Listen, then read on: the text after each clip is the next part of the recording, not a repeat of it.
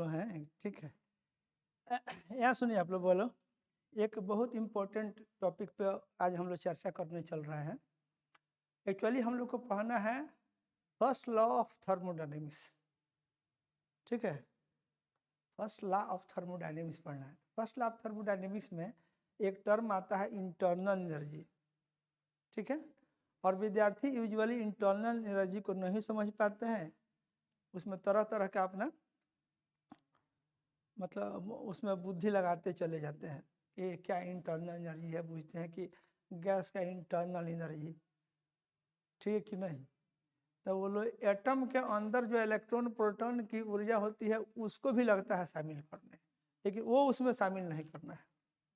ध्यानपूर्वक सुनिए, ये जो हम लोग थर्मोडायनेमिक्स में एक गैस के इंटरनल एनर्जी को जो बात कर रहे हैं, इसका जो संबंध है मोलिक्यूलर मोशन से रिलेटेड जो एनर्जी है उसमें हम लोग का इंटरेस्ट है, ठीक है कि नहीं। माने मोलिकुलर मोशन जो है उससे रिलेटेड, ठीक है। तो इसमें हम लोग देखिए काइनेटिक थियरी ऑफ गैसेज वगैरह में भी हम लोग देखे हैं, उसमें हम लोग मानते हैं कि गैस के जो मोलिक्यूल होते हैं वो रैंडम मोशन में रहते हैं, ठीक है। तो यहाँ पे जो है हम लोग जब एनर्जी के लिए एक्सप्रेशन लिखना शुरू करते हैं, ठीक है, हम लोग का फोकस रहेगा इक्विपार्टीशन ऑफ एनर्जी पे और डिग्री ऑफ फ्रीडम पे, ठीक है। और हम लोग ये गैस का इंटरनल एनर्जी की जो बात कर रहे हैं, तो गैस की इंटरनल एनर्जी में कहाँ कहाँ से कंट्रीब्यूशन प्राप्त होगा उस पर हम लोग बात करेंगे, ठीक है। तो इसमें हम लोग क्या बात करते हैं, सो देखिए पहले तो हम लोग मान लेते हैं, यहाँ देखिए गैस का जो मोलिक्यूल है उसको हम लोग एज्यूम करते हैं एज ए हार्ड स्फीयर, छोटा, बहुत छोटा हार्ड स्फीयर के रूप में सोचेंगे, नहीं समझे। गैस का जो एटम कहिए, पहले एटम की बात करें तो उसको हम लोग हार्ड स्फीयर के तौर पर सोचेंगे, ठीक है। मोलिक्यूल की बात करेंगे तो भी हम लोग हार्ड स्फीयर की तरह उसको सोचेंगे गैस के मोलिक्यूल को, ठीक है। ये देखिए हम लोग इंटरनल एनर्जी की जो बात कर रहे हैं उसमें देखिए कुछ इस तरह की बात आप ऐसे समझिए, माने इसका संबंध जो है molecular translational motion, rotational motion, vibrational motion, इन सब चीज से रिलेटेड है।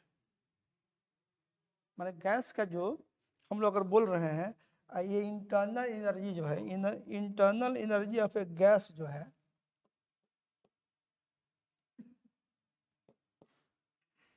Internal energy of A gas molecule,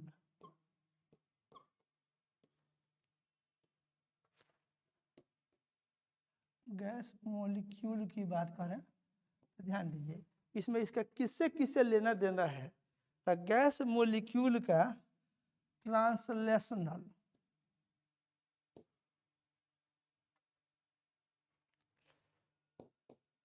translational kinetic energy, इसमें ए आएगा। उसके बाद उसका rotational kinetic energy,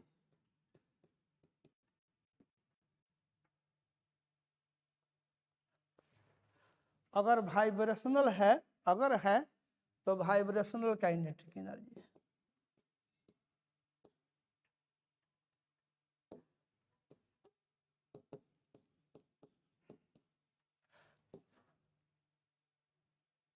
kinetic energy, ठीक है। किसी मोलिक्यूल में इंटर एटॉमिक फोर्स कोई है, इंटर एटॉमिक फोर्स कोई है, मतलब एक मोलिक्यूल के दो एटम के बीच में आप लोग जानते हैं ना कोई फोर्स है, केमिकल बॉन्डिंग वगैरह में आप लोग पढ़े होइएगा। तो एक मोलिक्यूल में इंटर एटॉमिक जो फोर्सेज हैं उसके कारण एक होता है जो वाइब्रेशनल एनर्जी होगा, तो उसमें vibrational kinetic energy and vibrational potential energy, एक इसमें आएगा, ऐसे बुझिए वाइब्रेशनल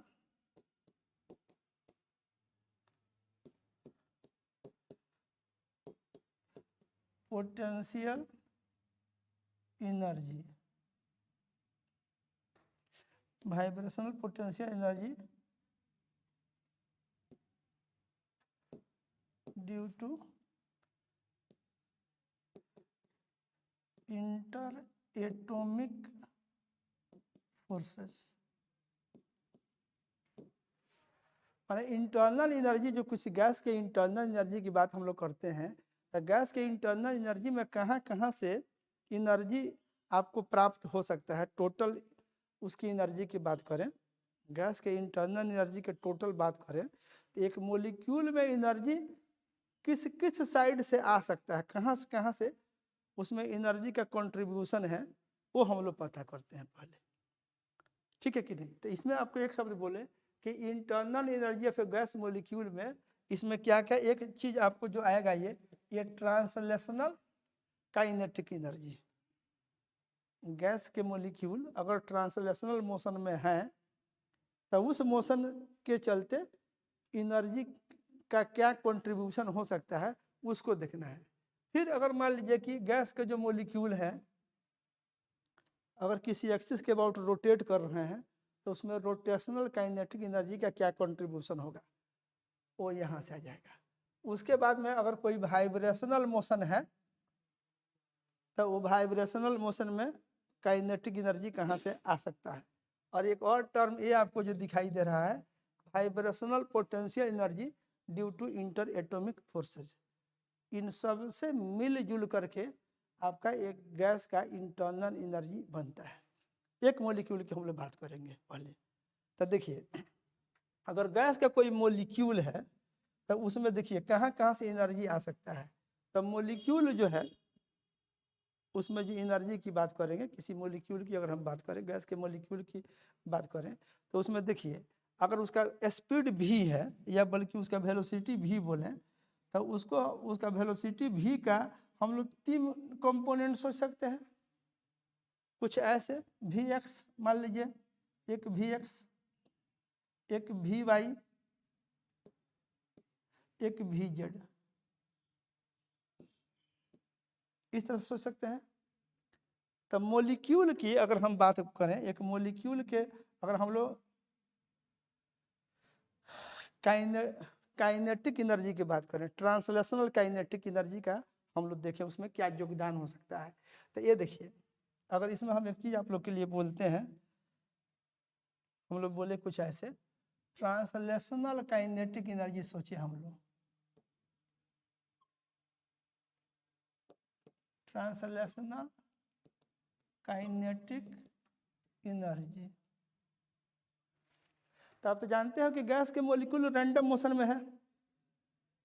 तो रैंडम मोशन में है तो जो भी हो उसका जो वेलोसिटी होगा उसका 3 डायरेक्शन में हम लोग कंपोनेंट सोच सकते हैं, सोच सकते हैं ना। तो अगर उसके एनर्जी की बात हम लोग करें, ठीक है कि नहीं, तो एनर्जी की बात उसमें हम लोग को कैसा एक्सप्रेशन आ सकता है। जैसे काइनेटिक एनर्जी वाला टर्म हम लोग लिखें तो कुछ में ऐसे लिख सकते हैं, एक half M we x square plus ऐसे half M we Y square plus half M V Z square सोच सकते हैं। काइनेटिक एनर्जी की हम लोग बात करते हैं, ट्रांसलेशनल काइनेटिक एनर्जी की बात करें तो उसमें इस तरह के 3 टर्म हम लोग सोच सकते हैं, एक half M we x square plus half M we Y square plus half M V Z square. ये 3 टर्म उसमें हम लोग इस तरह से सोच सकते हैं, ठीक है कि नहीं। तो इसके एक टर्म हम लोग आगे बोलने वाले हैं, डिग्री ऑफ फ्रीडम, ठीक है। तो जब हम लोग एक्सप्रेशन हम लोग जब लिखते हैं एनर्जी के लिए, जब एक्सप्रेशन लिखते हैं किसी गैस मॉलिक्यूल के, तो उसमें देखते हैं कि कितने टर्म्स उसमें आ रहे हैं। तो इसमें जैसे 3 टर्म आपको है, मान लीजिए एक मॉलिक्यूल है, मोनाटोमिक गैस है, सिंगल एटम वाला गैस है, तो उसके एनर्जी के लिए अगर आप एक्सप्रेशन निकालिएगा तो उसमें ये इस तरह का 3 टर्म आएगा। अगर हम लोग बात करें मोनाटोमिक मॉलिक्यूल की बात करें, ट्रांसलेशनल काइनेटिक एनर्जी, इसमें एक शब्द लिख लीजिए, अगर आप बात करिएगा तो एक इस तरह का टर्म आएगा। ये मोनाटोमिक गैस हम इसमें इंट्रोड्यूस करते हैं, मोनाटोमिक गैस, ठीक है। ट्रांसलेशनल काइनेटिक एनर्जी की बात करेंगे तो उसमें एक मोनोटोमिक गैस की बात करें तो उसमें इस तरह का हमारा 3 टर्म आएगा उसकी एनर्जी के लिए। उसमें अगर एनर्जी के लिए हम एक्सप्रेशन निकालते हैं ऐसे तो ये एनर्जी के लिए इसमें 3 टर्म आपको आएगा एनर्जी के एक्सप्रेशन में। ठीक है, अब देखिए अगर डाई एटॉमिक गैस है, हम लोग माने डाई एटॉमिक गैस, ऐसे पूछिए इसमें हम लोग क्या ऐसे ट्रीट करेंगे। जैसे मान लीजिए कि एक यहाँ पर लिख देते हैं डायटोमिक गैस,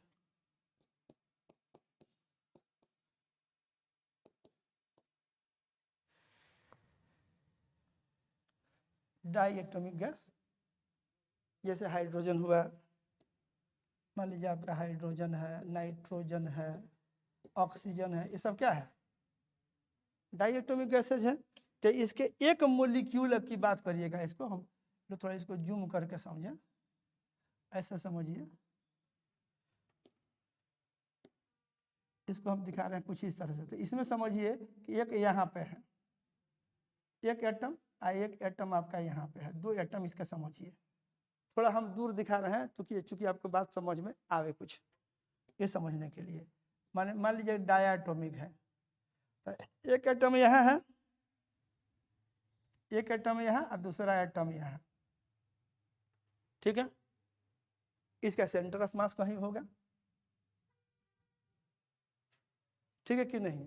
तो ऐसे मॉलिक्यूल का, डायटोमिक मॉलिक्यूल का अगर हम लोग को एनर्जी के लिए एक्सप्रेशन निकालना होगा तो उसका भी उसका सेंटर ऑफ मास लेकर कंसीडर करेंगे, ठीक है कि नहीं। तो उसमें भी ये वाला जो इस तरह का 3 टर्म आ जाएगा ट्रांसलेशनल मोशन वाला। जैसे उसका सेंटर ऑफ मास होगा, उसका एक सेंटर ऑफ मास का जो वेलोसिटी होगा उसका एक एक्स कंपोनेंट, एक वाई कंपोनेंट, एक जेड कंपोनेंट। तो उसमें ट्रांसलेशनल काइनेटिक एनर्जी की बात करेंगे तो उसमें इस तरह का 3 टर्म आपको मिल जाएगा, ठीक है कि नहीं। अब इसमें देखिए अगर यहाँ पे अगर आप लीजिएगा तो यहाँ से आप क्या करिए, एक एक्सिस आप ऐसे सोच सकते हैं,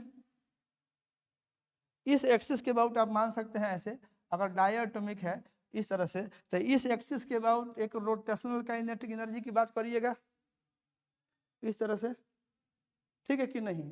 तो इसमें एक टर्म होता है मोमेंट ऑफ इनर्शिया। आप देखिए कोई बॉडी का अगर आप लोग जानते हैं तो अच्छी बात है, जैसे काइनेटिक एनर्जी के लिए एक टर्म आप लिखते हैं ना इस तरह से, इसको थोड़ा देर के लिए सीख लीजिए आप लोग। जैसे ट्रांसलेशनल काइनेटिक एनर्जी में हाफ m v² इस तरह से लिखते हैं काइनेटिक एनर्जी के लिए। रोटेशनल जब लिखा जाता है तो उसमें एक टर्म आता है हाफ I ω², ये टर्म होता है इस तरह से, जिसमें I होता है मोमेंट ऑफ इनर्शिया और ओमेगा होता है एंगुलर स्पीड ऑफ रोटेशन। इधर ट्रांसलेशनल में हाफ mv² और रोटेशनल में हाफ I ω²। एक मोमेंट ऑफ इनर्शिया टर्म होता है I और एंगुलर स्पीड होता है ओमेगा। जब आप रोटेशनल मोशन अगर पढ़े होइएगा तो जानते होइएगा, अगर आप नहीं पढ़े हैं तो आप ये एक्सप्रेशन सोच लीजिए। तो इसमें देखिए क्या होता है, इसमें जो है आपको बोला क्या गया है, पहले ये देखिए कि अगर एक एटम यहाँ है एक एटम यहाँ है तो दोनों एटम का साइज तो पॉइंट साइज का है, हार्ड स्फीयर है। तो इसको अगर हम लोग माने एक हमारा ऐसे बुझिए, ये हमारा इधर समझ लीजिए ये जेड एक्सिस लेते हैं ऐसे, जेड एक्सिस इधर हम ले लिए एक वाई एक्सिस और इस तरह से हम ले रहे हैं एक ऐसे एक्स एक्सिस, ठीक है, ऐसे ले रहे हैं एक्स, एक एक्स एक्सिस ले लें। तो देखिए इसमें क्या होगा, जेड एक्सिस के अबाउट अगर सोचिएगा आप लोग तो ये दोनों मास इस जेड एक्सिस पर है और दोनों पॉइंट मास है। तो इसमें अगर आई जेड निकालिएगा ना, moment of inertia about Z axis, ये 0 हो जाएगा, ठीक है, क्योंकि होता है mr² करके कोई टर्म होगा। तो मान लीजिए कि अगर जेड एक्सिस है ऐसे, जेड एक्सिस है इसी पर एक पॉइंट मास है ऐसे बिल्कुल, तो जेड एक्सिस के अबाउट जब रोटेशन कंसीडर करिएगा ऐसे, जेड एक्सिस के अबाउट रोटेशन कंसीडर करिएगा तो ये दोनों मास का जो है मोमेंट ऑफ इनर्शिया ही 0 हो जाएगा, ठीक है कि नहीं। अगर इस तरह के एक्सिस के अबाउट बात करिएगा, जैसे वाई के अबाउट बात करिएगा, तो ये मोमेंट ऑफ इनर्शिया होता है mr² टाइप टर्म, कौन मास कितना रेडियस में रोटेट करेगा, mr² करके टर्म होता है। तो अगर इस मास की बात करिएगा और वाई एक्सिस के बात करिएगा तो यहाँ से एक डिस्टेंस r1 होगा। अब मान लीजिए इसके बात करिएगा तो एक r2 होगा, तो मोमेंट ऑफ इनर्शिया लिखिएगा, ये हो जाएगा मान लीजिए m1 r1², फिर m2 r2², कुछ इस तरह का टर्म होता है मोमेंट ऑफ इनर्शिया में, ठीक है कि नहीं। तो उतना डिटेल में तो अभी आप लोग अगर जानते हैं तो अच्छा बात है, और नहीं जानते हैं तो आप इतना ही समझिए कि अगर डायटोमिक गैस लेकर के चलते हैं, ठीक है, इसके सेंटर ऑफ मास से पास करता हुआ 3 axis, z axis, x axis and y axis लें, तो जो जेड एक्सिस है उसके अबाउट मोमेंट ऑफ इनर्शिया 0 हो जाएगा, and rotational kinetic energy Z axis के अबाउट 0 हो जाएगा। तो जो भी एनर्जी होगा वो वाई एक्सिस के अबाउट रोटेशन के चलते होगा, एंड एक्स एक्सिस के अबाउट रोटेशन के चलते होगा आपको काइनेटिक एनर्जी, ये रोटेशनल काइनेटिक एनर्जी होगा। तो अगर आप डाई एटॉमिक गैस आप लेते हैं, यहाँ ध्यान दीजिए, हम लोग जो बात किए इसको हम हटा दे रहे हैं इस एक्सप्रेशन को। तो ये मान लीजिए मोनाटोमिक गैस है, तो इसमें केवल ट्रांसलेशनल काइनेटिक एनर्जी होगा। डाई एटॉमिक गैस लेकर के कंसिडर कर रहे हैं, तो इसमें देखिए इसके एनर्जी के लिए एक्सप्रेशन जब निकालिएगा, इसके लिए अगर आप एनर्जी लिखिएगा, एक मॉलिक्यूल की एनर्जी की बात करिएगा, इसके पहले हम लोग अभी पता करने चल रहे हैं कि भाई इसमें डिग्री ऑफ फ्रीडम कितना है। एक शब्द है डिग्री ऑफ फ्रीडम, मतलब इसमें एनर्जी के लिए अगर एक्सप्रेशन लिखा जाए तो उसमें कितने टर्म होंगे, तो जितना टर्म उसमें इंट्रोड्यूस होता है उसको डिग्री ऑफ फ्रीडम बोलते हैं।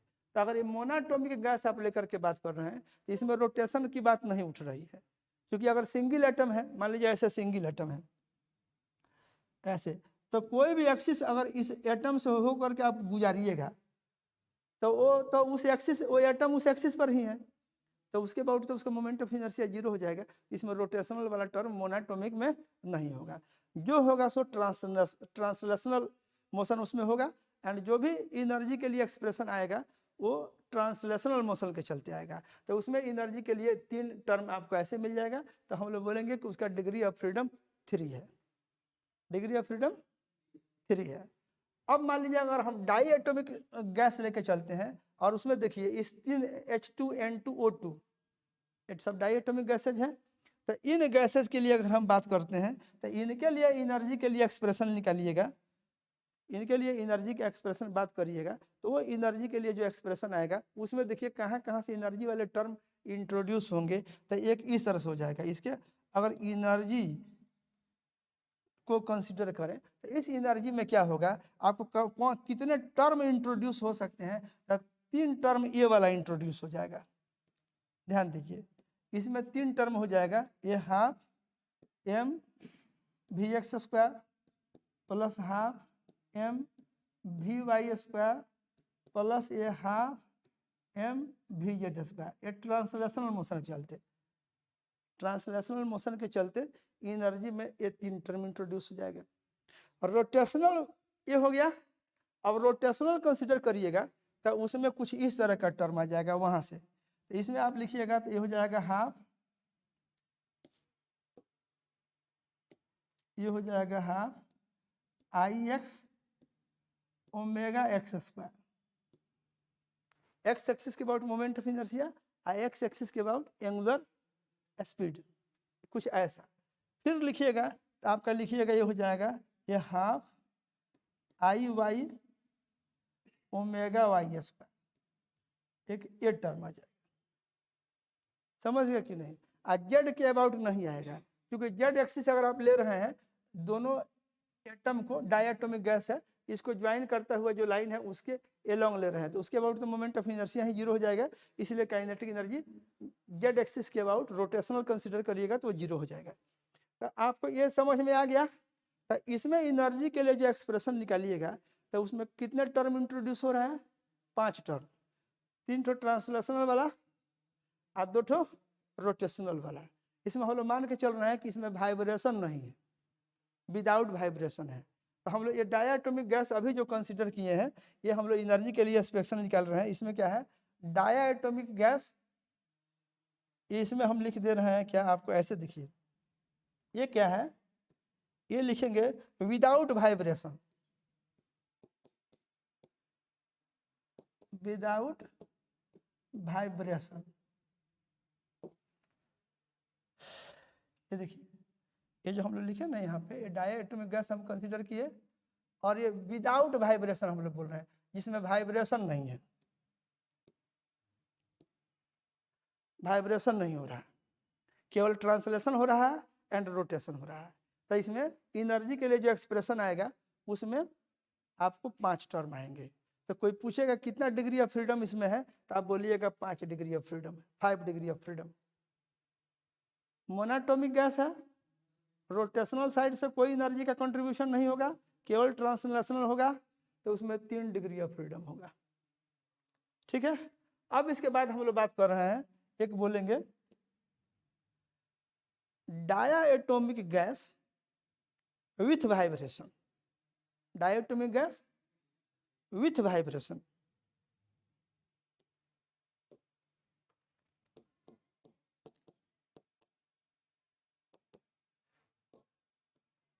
Gas with vibration.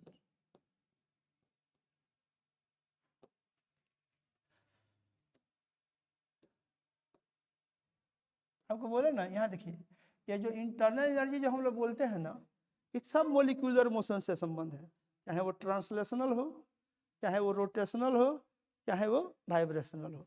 तो इसमें देखिए क्या करेंगे, अगर मान लीजिए हमारा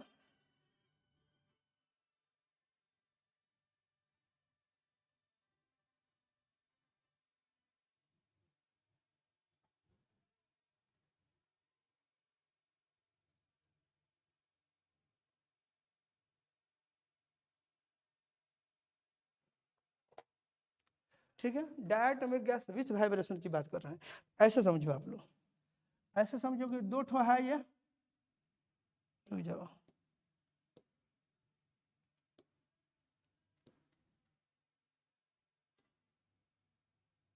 आप लोगों को समझने के लिए हम थोड़ा बड़ा बनाते रहे इसमें। ऐसे समझिए, एक यहाँ पर ये एक हार्ड स्फीयर, एक यहाँ पर ये हार्ड स्फीयर, ऐसे।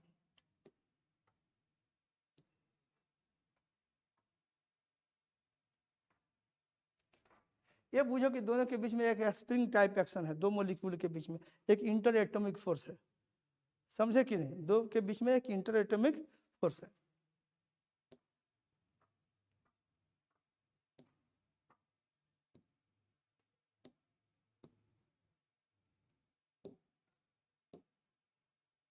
ठीक है, तो ये जो मॉलिक्यूल जो है ना, ये देखो, ये जो मॉलिक्यूल है, इस तरह से ये वाइब्रेशनल मोशन कर सकते हैं ऐसे। ये जो मॉलिक्यूल हम लोग बनाए ना, ये देखो, ये मॉलिक्यूल जो है ये ऐसे, ये ऐसे ऐसे ऐसे ऐसे वाइब्रेशनल मोशन कर सकते हैं, नहीं समझे?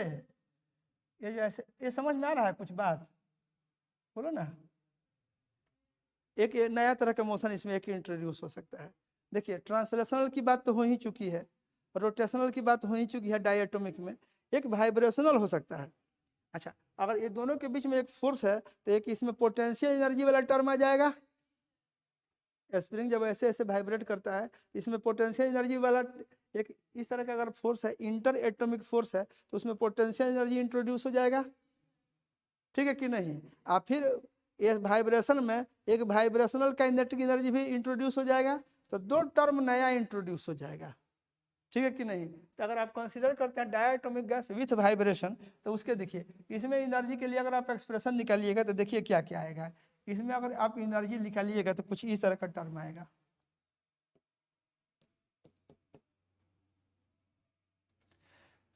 इसमें लिखिएगा तो ये 3 टर्म ऐसे निकल जाएगा, half M we x square plus half M we Y square plus half M V Z square, ऐसे।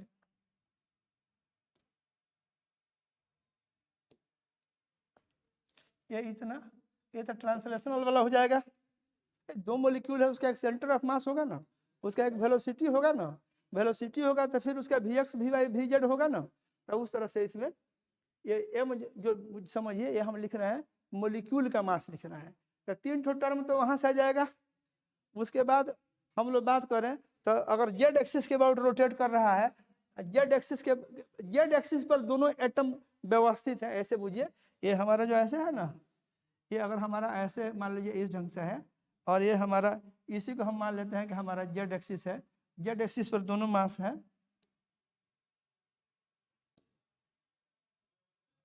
ये जेड एक्सिस पर दोनों मास है, ठीक है कि नहीं। तब एनर्जी अगर लिखिएगा, बाकी सब टर्म तो रखिएगा ना, जैसे ऐसे एक ए एक्सिस, ये ऐसे मान लीजिए एक एक्सिस ऐसे आपका, बोलिए इधर मान लीजिए हम बोल दिए कि हमारा इधर एक्स है, इधर हमारा वाई है, इधर हमारा जेड है, बोलिए। एनर्जी की बात किए तो 3 ठो ट्रांसलेशनल वाला, प्लस उसके बाद लिखिएगा रोटेशन वाला 1/2 ये I X omega X square, X axis के about rotational motion, plus half I Y omega Y square, Y के अबाउट रोटेशनल एनर्जी। अब चले आइए वाइब्रेशनल वाला है, अभी जैसे बताया था ऐसे ऐसे वाइब्रेट करेगा, ऐसे ऐसे वाइब्रेट कर रहे हैं दोनों मोलिक्यूल, तब उसमें आप कुछ इस तरह से लिख सकते हैं, प्लस ये हाफ म्यू इसमें होता है एक्स स्क्वायर। कैसे स्प्रिंग में पोटेंशियल एनर्जी होता है ना, स्प्रिंग में पोटेंशियल एनर्जी, इसको के एक्स स्क्वायर करके लिख लीजिए ऐसे, हाफ के एक्स स्क्वायर। याद होता है स्प्रिंग मास सिस्टम में पोटेंशियल एनर्जी हाफ के एक्स स्क्वायर होता है कि नहीं। तो उस तरह से मान लीजिए दो एटम के बीच में कोई इंटर एटॉमिक फोर्स हो, उसके संगत अगर एनर्जी की बात करेंगे तो इस तरह से एक टर्म आ जाएगा यहाँ से, प्लस एक और टर्म आ जाएगा इसमें, ये हाफ म्यू वी स्क्वायर ऐसे लिखा जाता है। दो मास का अगर है इस तरह से, और उसमें वाइब्रेशनल, इसमें वाइब्रेशन कंसीडर करिएगा, ये होता है कुछ एक रिड्यूस्ड मास टाइप टर्म होता है। जैसे आप लोग कैसे लिखते हैं, एनर्जी अगर मान लीजिए ऐसे ऐसे वाइब्रेट कर रहा है, इसमें पोटेंशियल एनर्जी, वाइब्रेशन के चलते काइनेटिक एनर्जी भी तो सोचिएगा, तो काइनेटिक एनर्जी कुछ half M v square type term होगा। तो इस तरह का सोचिएगा, तो दो मास है, तो दोनों मास के कोरस्पॉन्डिंग एक म्यू मास एक स्पीड वी स्क्वायर। अगर आप लोग पढ़े होइएगा तो आपको कहीं याद होगा, half m1 m2 by m1 plus m2 into v square, इस तरह का एनर्जी में कहीं एक्सप्रेशन आप लोग को मिलेगा। दो मास अगर वाइब्रेशन में है, उसमें अगर काइनेटिक एनर्जी की बात करनी है तो कुछ इस तरह का टर्म आएगा। इसका डिटेल या तो आप देखे होइएगा या देखिएगा आगे, तत्काल आप इसमें टर्म काउंट करिए। तो अगर डायटोमिक मोलिक्यूल है और विथ वाइब्रेशन है, तो इसके एनर्जी के लिए टर्म सोचिएगा, तो देखिए इसमें कहाँ कहाँ से एनर्जी का कंट्रीब्यूशन हो सकता है। तो ये 3 टर्म तो ट्रांसलेशनल मोशन के चलते, ये 2 टर्म रोटेशनल मोशन के चलते, ये 2 टर्म आ जाएगा एडिशनल वाइब्रेशनल के चलते। बात समझे कि नहीं। तो ये होता है आपको एनर्जी के लिए जो एक्सप्रेशन होगा उसमें कितने टर्म इंट्रोड्यूस होंगे, that is called degree of freedom. तो अगर मोनाटोमिक गैस है, सिंगल एटम वाला गैस है, हीलियम, नियन, आर्गन, क्रिप्टन, मोनाटोमिक गैस है, तो इसके एनर्जी के लिए एक्सप्रेशन निकालिएगा तो उसमें 3 टर्म आएंगे। और काइनेटिक थ्योरी ऑफ गैसेस जो थे, तो काइनेटिक एनर्जी वाला जो टर्म था उसमें, प्लीज इसको जरा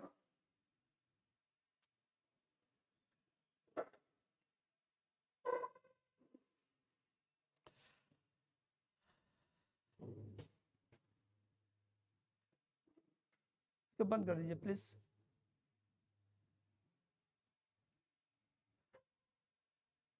सुन लीजिए विद्यार्थी, तो ये आप यहाँ तक देख लिए आप लोग, ठीक है कि नहीं। तो ये सब टर्म देख लिए आप। तो एनर्जी के लिए एनर्जी के लिए जो एक्सप्रेशन होगा उसमें जितने टर्म्स होंगे, they are called degree of freedom, they are called degree of freedom. कितने टर्म उसमें होंगे, कितने इंडिपेंडेंट टर्म्स होंगे। तो मोनाटोमिक गैस है तो 3। अच्छा एक बात और देखिए, ये हमारा काइनेटिक थ्योरी ऑफ गैसेस जो हम लोग पढ़ते हैं, तो उसमें हम लोग मोनाटोमिक गैस मान करके ही सारा काम किए हुए हैं। तो उसमें जो एनर्जी की बात आती है तो उसमें केवल ट्रांसलेशनल काइनेटिक एनर्जी को हम लोग कंसिडर करते हैं, एंड उसमें 3 डिग्री ऑफ फ्रीडम उसमें इंट्रोड्यूस होता है। समझ गए कि नहीं।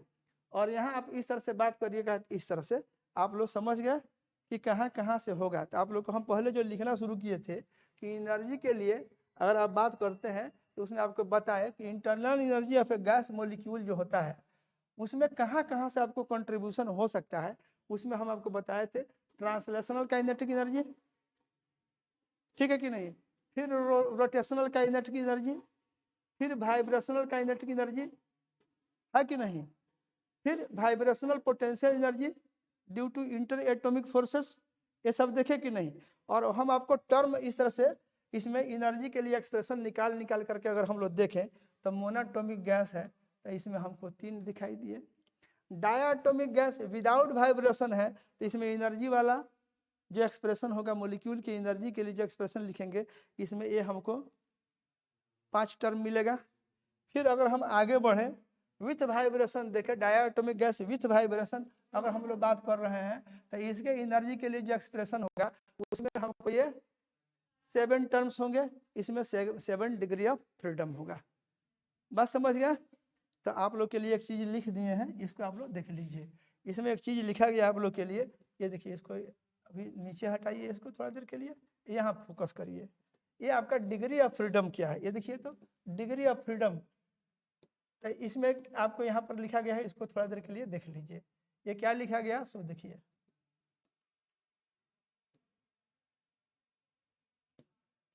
देखिए the number of independent terms, degree of freedom क्या है, कोई पूछे what is degree of freedom, तो बोला गया the number of independent terms in the expression of energy of A molecule is called its degree of freedom.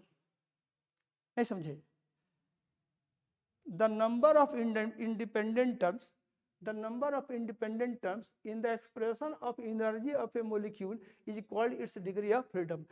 Energy के लिए जो एक्सप्रेशन है इसके number of independent terms in the expression of energy, आप अभी क्या किए हैं देखिए ना, ये अभी आपको बोले एनर्जी के लिए आपने एक एक्सप्रेशन लिखा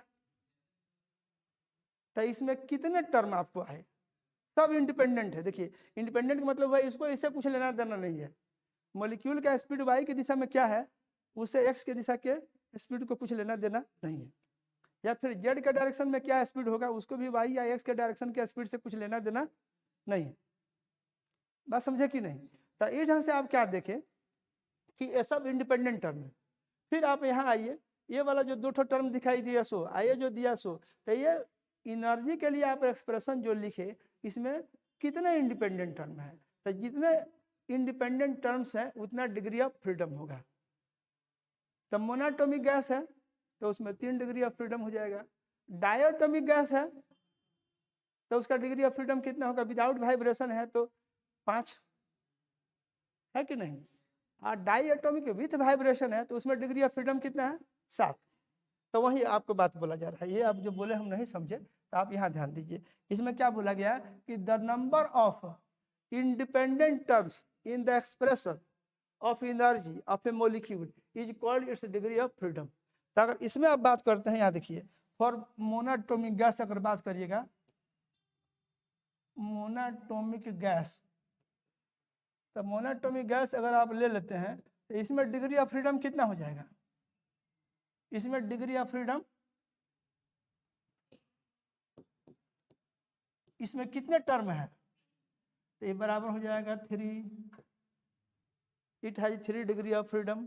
एनर्जी के लिए एक्सप्रेशन में 3 ही टर्म है तो उसमें 3 हो गया। अब हम अगर मोनोटॉमिक गैस के लिए बात हो गया, अगर हम बोले for diatomic gas, gas without vibration,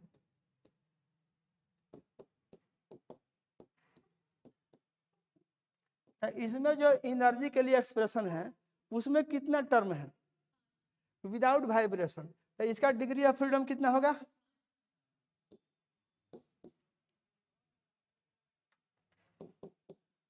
five होगा, हो गया। अगर आप बात करते हैं फॉर डायटोमिक गैस,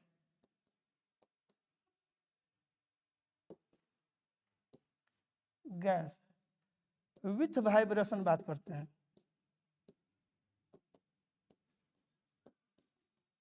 तो उसमें एनर्जी के लिए जो टर्म आपको आया था उसमें अगर एनर्जी के लिए आप बात किए थे तो कितना टर्म आया था, तो डिग्री ऑफ फ्रीडम कितना होगा, इसमें डिग्री ऑफ फ्रीडम की बात करिएगा तो 7 हो जाएगा। नहीं समझ में आया क्या? विदाउट वाइब्रेशन, अब for diatomic gas with vibration, तो इसमें डिग्री ऑफ फ्रीडम, इसमें डिग्री ऑफ फ्रीडम 5, इसमें डिग्री ऑफ फ्रीडम 3। क्या लिखा गया है इसको गौर से पढ़िए ना। The number of independent terms in the expression of energy, यानी एनर्जी के लिए जो एक्सप्रेशन निकालिएगा, आप सोचिएगा कि भाई एनर्जी की बात करें गैस मॉलिक्यूल का, तो उस एनर्जी में कहाँ कहाँ से कंट्रीब्यूशन आ रहा है, कहाँ कहाँ से योगदान है, ठीक है कि नहीं। तो अगर मोनोटोमिक गैस है तो 3 ही साइड से उसमें योगदान है, और तीनों टर्म इंडिपेंडेंट है। Vx कितना है, उसको Vy से कुछ लेना देना नहीं है, या उसको Vz से लेना देना नहीं है, तो कोई एक टर्म लीजिएगा तो बाकी 2 से उसको कुछ लेना देना नहीं है, सब अपने आप में इंडिपेंडेंट है। इस तरह से उसमें number of independent terms in the expression of energy are 3, तो उस गैस के लिए डिग्री ऑफ फ्रीडम हो जाएगा 3। नहीं समझ में आया क्या? डायटोमिक गैस है, वाइब्रेशन नहीं था, तो 3 ठो ट्रांसलेशनल वाला और 2 ठो रोटेशनल वाला, 5 टर्म हो गया एनर्जी के लिए एक्सप्रेशन में।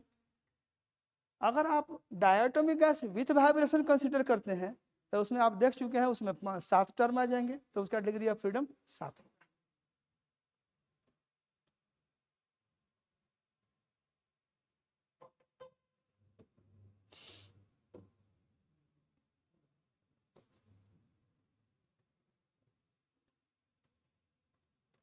एक टर्म है जो हम आप लोगों से बात करने चल रहे हैं, यहाँ देखिए।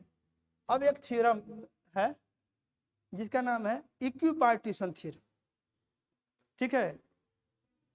एक क्लासिकल थर्मोडायनेमिक्स की बात करिएगा या स्टैटिस्टिकल थर्मोडायनेमिक्स की बात करिएगा, स्टैटिस्टिकल थर्मोडायनेमिक्स, ठीक है कि नहीं। तो उसमें आप देखिएगा कि इन सब बातों का प्रूफ है। आप लोग को उसका प्रूफ नहीं देखना है, आपको जस्ट रिजल्ट सीखना है, ठीक है। तो देखिए ये इक्विपार्टीशन ऑफ एनर्जी क्या बोलता है, सो देखिए। इक्विपार्टीशन ऑफ एनर्जी बोलता है कि किसी गैस का एनर्जी के लिए एक्सप्रेशन जब लिखिएगा तो उसका एक मॉलिक्यूल का जो एनर्जी है, ठीक है, ईच डिग्री ऑफ फ्रीडम के कोरस्पॉन्डिंग हाफ के टी, माने हाफ के, सुनिए पहले बात को, पहले सुना जाता है उसके बाद उसका एक्सप्लेनेशन किया जाता है। तो इक्विपार्टीशन ऑफ एनर्जी बोलता है यहाँ पे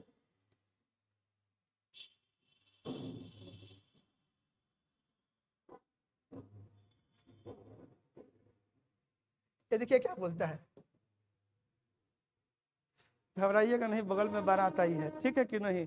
उसका साउंड आप लोग को थोड़ा थोड़ा बीच में मिल सकता है, हम लोग अपने पर फोकस करेंगे, ठीक है कि नहीं। मेरी आवाज़ तो आप लोग को सुनाई ही दे रहा है, बैकग्राउंड में हल्का फुल्का आपको साउंड सुनाई देगा, उसको लेकर के चिंतित मत होइएगा, ठीक है। आ जाइए आप, ये हम लोग क्या बोल रहे हैं, equipartition of energy states that average energy of A molecule in A gas associated with each degree of freedom is half kT, where K is the Boltzmann constant and T is its absolute temperature। समझ गया कि नहीं। देखिए जितना degree of average energy की बात कर रहा है, किसी गैस मॉलिक्यूल का average energy corresponding to each degree of freedom is half kT, corresponding to each degree of freedom is half kT, ठीक है कि नहीं। ये ऐसे होगा हाफ के टी, हाफ के टी। सुनिए आप लोग ध्यान दीजिएगा तो सुनाएगा, उस आवाज को अवॉइड करिए, इस आवाज पर फोकस करिए, ठीक है। हमारी आवाज पर फोकस करिए, उधर से ध्यान हटाइए, इधर ध्यान केंद्रित करिए, क्योंकि बारात को आप नहीं ना रोक सकते हैं। तो सुन लीजिए क्या बोले, एनर्जी, इसको देखिए ना, energy of equipartition of energy states that the average energy of A molecule in A gas associated with each degree of freedom is half kT, where K is Boltzmann constant and T is its absolute temperature. T is absolute temperature. Each degree of freedom के corresponding half kT है.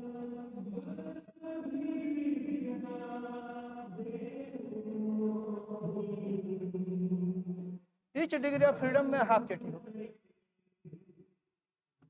ठीक है. तब मोनाटोमिक gas की बात करिएगा.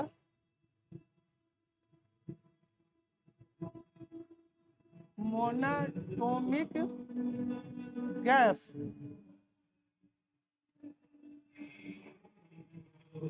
क्या देखिए, one monatomic gas molecule, one monatomic gas molecule, उसका अगर एनर्जी निकालिएगा, वन मोनाटोमिक गैस मोलिक्यूल की एनर्जी की बात करिएगा तो ये हो जाएगा 3 मल्टीप्लाइड बाई हाफ kT, जो कि हो जाएगा 3/2 kT, जिसमें T एब्सोल्यूट टेम्परेचर है, T एब्सोल्यूट टेम्परेचर है और K कांस्टेंट है जिसका नाम है बोल्ट्जमान कांस्टेंट, जिसका नाम है Boltzmann constant, this K is Boltzmann constant. अब ठीक है कि नहीं. तो ईच डिग्री ऑफ फ्रीडम में के कॉरस्पॉन्डिंग ये आपका हाफ kT होगा. तो मोनाटोमिक गैस है तो उसमें 3 डिग्री ऑफ फ्रीडम है, तो ये क्या हो जाएगा, हाफ kT गुणा 3 हो जाएगा, तो इतना हो जाएगा. अगर आप diatomic gas without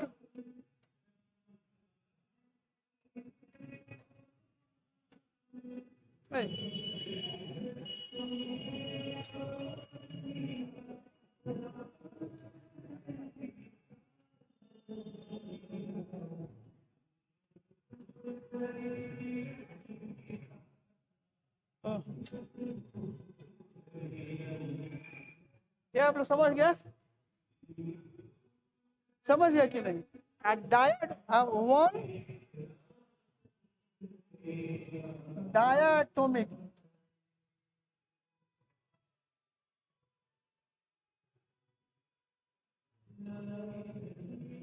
gas molecule,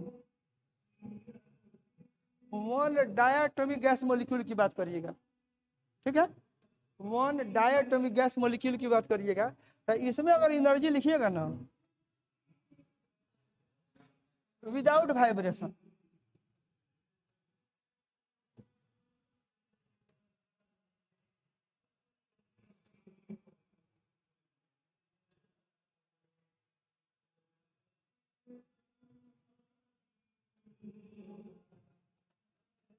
without vibration,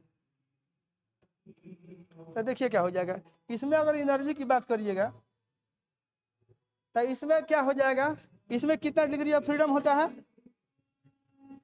5 तो 5 हाफ kT. एक मोलिक्यूल की बात हो रही है, मात्र एक मोलिक्यूल की बात हो रही है, समझ गया कि नहीं. तो ये हो जाएगा आप कितना, ये 5/2 kT हो जाएगा. अगर आप बात करिएगा वन डायमीटर, ये जो है ना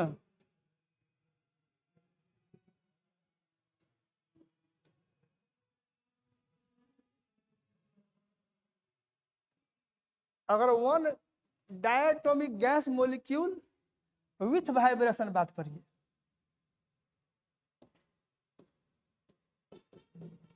विथ वाइब्रेशन बात करिएगा तो इसमें अगर एनर्जी के लिए एक्सप्रेशन निकालिएगा तो ये हो जाएगा 7 मल्टीप्लाइड बाई हाफ kT. चूंकि इसमें 7 डिग्री ऑफ फ्रीडम है तो आपका इतना हो जाएगा. समझ गया कि नहीं, एक मोलिक्यूल की बात हो रही है.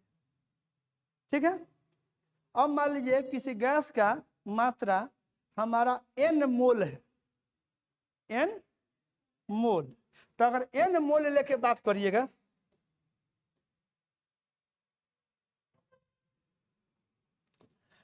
हम लोग बात कर रहे हैं, यहाँ देखिए n मोल. और आप लोग का काम नहीं चलेगा, इस वीडियो से आवाज आ जा रहा है अनवांटेड, तो हम लोग फिर दोबारा ट्राई करेंगे, या इसको इतना को हम कट कर देंगे, दूसरा वीडियो बना देंगे, लेकिन लेट अस ट्राई, कहीं आप लोग को सुना जाए। तो यहाँ देखिए, n mole of a monatomic gas लेते हैं, मोनाटोमिक गैस लें, n मोल लेते हैं, n मोल, ठीक है। तो इसमें किसके बराबर हो जाएगा, कितना मोलिक्यूल होगा इसमें n मोल में। तो ये देखिए 1 मोनाटोमिक गैस लिए हैं, n मोल लिए हैं। तो अगर देखिए एक मोलिक्यूल, अगर इसमें एनर्जी के लिए, इस बार एक मोल के एनर्जी के लिए यू लिखेंगे, एक मोल की एनर्जी के लिए हम लिख रहे हैं यू एक्सप्रेशन। तो आप ये देखिए ये कितना है, 3/2 kT, याद है ना। 1 डिग्री ऑफ फ्रीडम में half kT, 3 degree of freedom में इतना, एक मोलिक्यूल का है। अब n मोल अगर लीजिएगा तो उसमें कितना मोलिक्यूल होगा, n गुणा एवोगाड्रो नंबर, ए लिख देते हैं, एवोगाड्रो नंबर है Na, ठीक है कि नहीं। तो ये इतना हो जाएगा, ये n क्या है, Na क्या है, दिस इज एवोगाड्रो नंबर।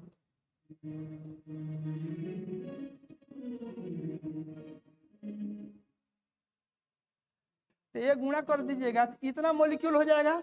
तो एक मोलिक्यूल का इतना, तो एक मोल में इतना मोलिक्यूल होंगे, गुणा कर दिए। अब इसी में देखिए, इसको जब आप आगे सिंप्लीफाई करिएगा ना, तो ये देखिए कितना हो जाएगा। n को आप यहाँ छोटा n को यहाँ रखिए, 3/2 यहाँ देखिए, k बोल्यमान कांस्टेंट गुणा Na, इसको एक साथ करिए, यहाँ t लिख सकते हैं, n 3/2 k इंटू Na गुणा t करिएगा। इसको आगे जब हल करिएगा तो ये हो जाएगा n गुणा ये 3/2, ये जो होता है आपको r के बराबर होगा, r ये क्या हो जाएगा, t हो जाएगा। अब इसमें r जो आया हुआ है, इसको देखिए क्या चीज है, r बराबर बोल्यमान कांस्टेंट गुणा Na है। तो ये r जो है आपका, यही आपका यूनिवर्सल गैस कांस्टेंट है। This r is universal gas constant, जो कि बोल्यमान कांस्टेंट गुणा एवोगाड्रो नंबर है। ये r जो है, it is universal gas constant है, जो कि बराबर किसके है, ये बोल्यमान कांस्टेंट, ये बोल्यमान constant multiplied by Avogadro's number है, एवोगाड्रोज नंबर, ऐसे यूनिवर्सल गैस कांस्टेंट है। तो आप इसमें क्या देखें, ये एनर्जी के लिए जो एक्सप्रेशन लिखे मोनाटोमिक गैस के लिए, तो आप ऐसे लिख सकते हैं, आगे 3/2 nRT, ये बड़ा जबरदस्त रिलेशन है, समझ गए कि नहीं। ठीक है, अगला चीज देखिए, आप लोग समझ रहे हैं, आवाज के लिए सॉरी, ठीक है कि नहीं। आप यहाँ देखिए, अगर हम लोग लेते हैं डायाटोमिक गैस लेंगे, डायाटोमिक gas without vibration,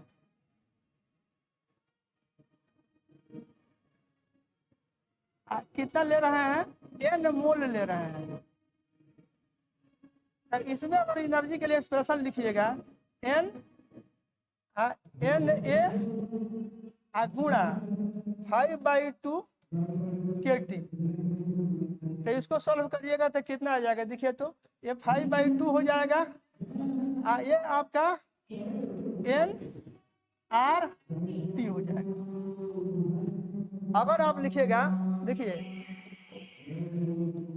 diatomic gas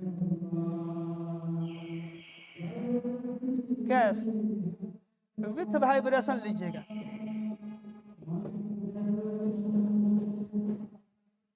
with vibration, और उसका भी n मोल लीजिए,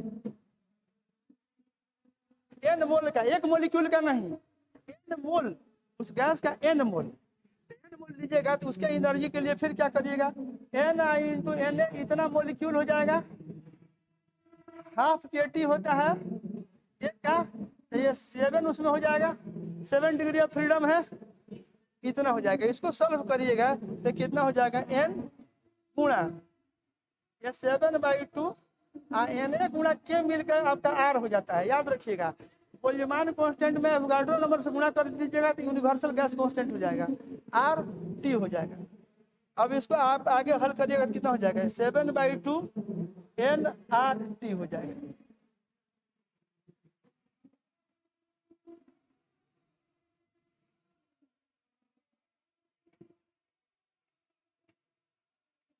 इतना बात समझ गया कि नहीं? तो पहले देखिए, अगर इंटरनल एनर्जी की बात हो रही है गैस का, तो दिमाग में आ गया कि उसका जो भी इंटरनल एनर्जी का जो संबंध है वो गैस के मोलिकुलर मोशन से रिलेटेड है।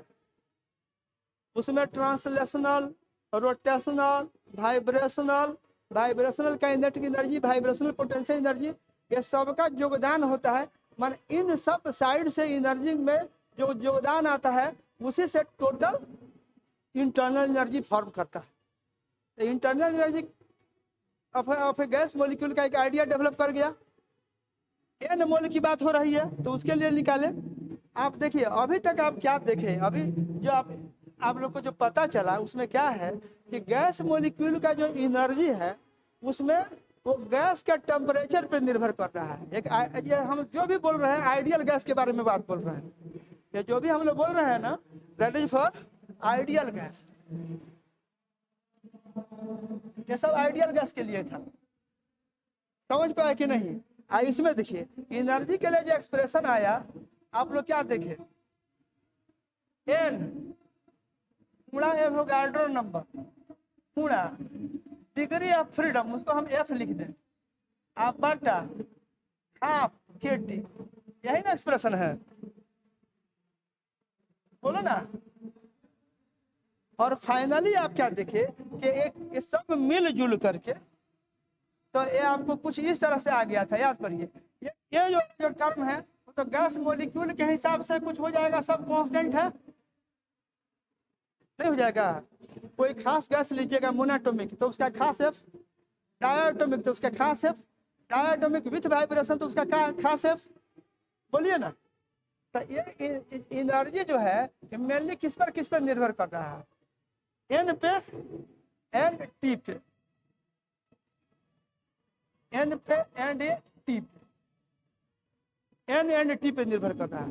तो इसी तरह से हम लोग बोलते हैं ये गैस की इंटरनल एनर्जी की बात हो, किसी गैस के इंटरनल एनर्जी की जो बात होती है तो उसमें हम लोग के लिए महत्वपूर्ण टर्म हो जाता है कितना मोल है और उसका एब्सोल्यूट टेम्परेचर कितना है। T जो है एब्सोल्यूट टेम्परेचर है, उसका एब्सोल्यूट टेम्परेचर कितना है। तो T एंड N, और जैसा गैस होगा, जैसा सिचुएशन होगा, उसके हिसाब से उसका डिग्री ऑफ फ्रीडम होगा। नहीं समझे? तो मैंने मेनली किस चीज पर निर्भर किया। अगर मास दे दिया गया हो तो N दे दिया गया है, किसी गैस का M मालूम हो तो N निकल जाएगा कि नहीं, N मालूम है तो फिर आपको टेम्परेचर चाहिए। अब बाकी सब जो है कैसा गैस है, डायटोमिक है, मोनोएटॉमिक है, विथ वाइब्रेशन है, विदाउट वाइब्रेशन है, उसके हिसाब से F वाला टर्म आ जाएगा। तो आप इसमें भी देखिए, सब मिलजुल करके आप देखें तो एक N वाला टर्म है, एक F वाला टर्म है और एक T वाला टर्म है। अब बाकी सब तो कांस्टेंट है, एवोगाड्रो नंबर कांस्टेंट ही है, क्या आपका कांस्टेंट ही है, इसी पर ना निर्भर करता है। तो अगर ये मात्रा को इंडिकेट करेगा, टेम्परेचर एब्सोल्यूट टेम्परेचर को इंडिकेट करेगा और ये डिग्री ऑफ फ्रीडम को इंडिकेट करेगा।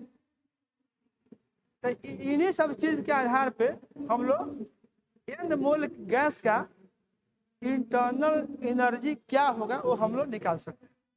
तो तत्काल मिला जुला करके एक इंटरनल एनर्जी के बारे में आपको एक आइडिया लग गया कि भाई किसी गैस का इंटरनल एनर्जी हम बोलेंगे तो उसका क्या मतलब होगा, इंटरनल एनर्जी बोलेंगे तो उसका क्या मतलब होगा, समझ गया कि नहीं।